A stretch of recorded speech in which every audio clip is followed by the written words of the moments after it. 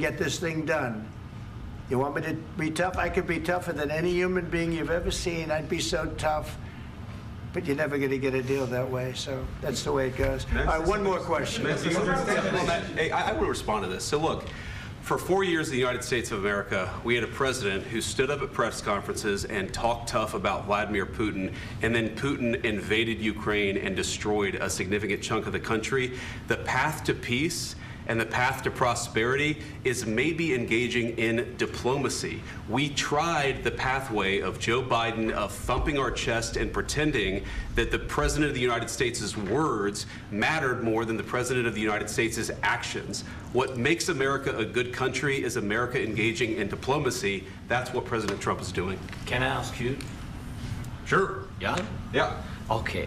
So he occupied it, our parts, big parts of Ukraine, part of East and Crimea. So he occupied it on 2014. So during a lot of years, so I'm not speaking about just Biden, but those time was Obama, then President Obama, then President Trump, then President Biden, now the President Trump, and God bless, now President Trump will stop him. But during 2014, nobody stopped him. He just occupied and took. He killed people. You know what the contact line? 2015. 2014 2014. and 2014. 2014. Yeah. So I was not here. Yeah, but that's exactly right. Yes, but during 2014 till 2022, yeah, the situation the same. The people have been dying on the contact line. Nobody stopped him. You know that we had conversations with him, a lot of conversation, my bilateral conversation, and we signed with him, me, like a new president. In 2019, I signed with him the deal. I signed with him, Macron and Merkel, we signed ceasefire. Ceasefire, all of them told me that he will never go. We signed with him with gas contract, yes, but after that, he broken this ceasefire. He killed our people and he didn't exchange prisoners. We signed the exchange of prisoners, but he didn't do it. What kind of diplomacy, JD, you are speaking about? What do you mean?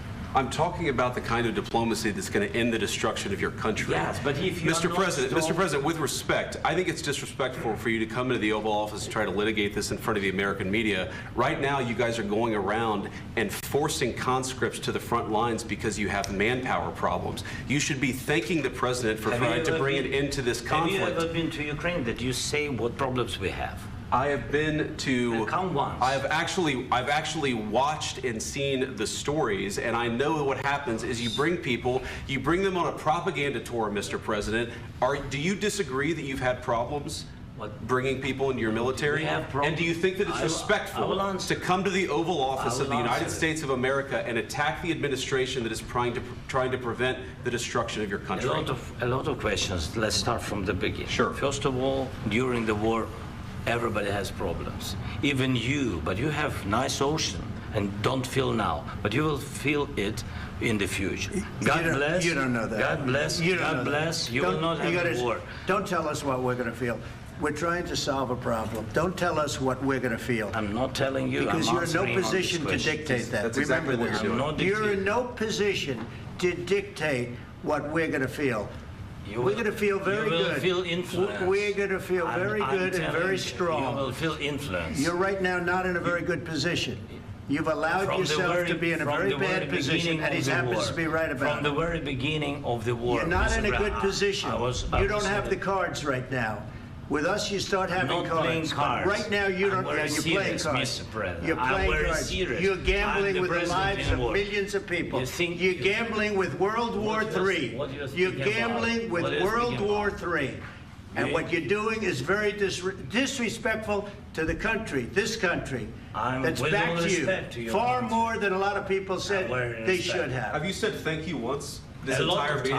No, in this entire meeting, have you said thank you? You went to Pennsylvania and campaigned for the opposition in October. Offer some words of appreciation for the United States of America and the president who's trying to save your country. Please, you think that if you will speak very loudly about the war, He's not speaking loudly. He's not speaking loudly. Your country's in big trouble. Can I Wait a answer? minute. No. You've done a lot of talking. Your country is in big trouble. I know. You're not winning. I know. You're not winning this. You have a damn good chance of coming out okay because of us. Mr. President, we are staying in our country, staying strong from the very beginning of the war. We've been alone, and we are thankful. I said thanks you haven't in been this alone. cabinet. You haven't been only alone. in this cabinet. We gave you, through this stupid president, $350 billion. You voted we gave for you your military equipment, and your men are brave, but they had to use our military. What about if you didn't have our military equipment, if you didn't have our military equipment, this war would have been over in 2 weeks. In 3 days, I heard it from Putin. In 3 days. This is something maybe new. Less. In 2 weeks, of course, yes. It's going to be a very hard thing to do business like this. Again, I tell you. just say thank you. I said a lot of times to American people. Accept that there are disagreements, and let's go litigate those disagreements rather than trying to fight it out in the American media when you're wrong.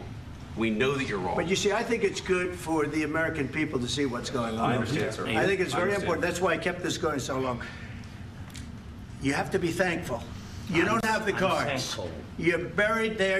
Your people are dying. You're running low on soldiers. Listen, you're running low on soldiers.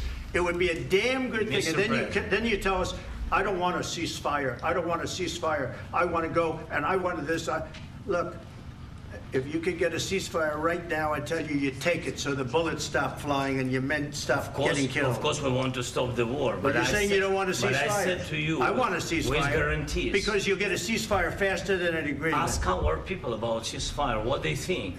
That wasn't with me. For you that wasn't with me. That was with a guy named Biden, who was not a smart person. That was with Obama. It was your president. Excuse me. That was with Obama, who gave you sheets, and I gave you javelins. Yes. I gave you the javelins to take out all those tanks. Obama gave you sheets. In fact, the statement is Obama gave sheets and Trump gave javelins.